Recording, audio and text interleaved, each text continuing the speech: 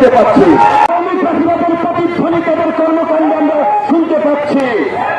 কাজী পরিষ্কার কথা, বিএনপি যদি উপলব্ধি করে যারা আন্দোলন করেছে বিগত 1.5 দশক রক্ত দিয়েছে তাদের নিয়ে জাতীয় সরকার করবে, তাদের মূল্যায়ন করবে, তবে বিএনপির সাথে জোট হবে, বিএনপির সাথে রাজনৈতিক সমঝোতা হবে।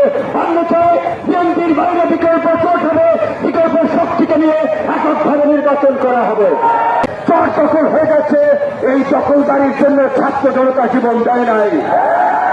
যারা এগুলো করছে তাদের কেন যাচ্ছে না? সরকারকে আমরা অনুরোধ করব অবৈধ অস্ত্র উদ্ধারের জন্য যেমনিভাবে যৌথ বাহিনী নামানো হয়েছে, অনতিবিলম্বে এই দখলদার চাঁদাবাজ মাফিয়াদের দমন করার জন্য এই যৌথ বাহিনীকে দিয়ে সন্ত্রাস বিরোধী কার্যক্রম পরিচালনা করতে হবে।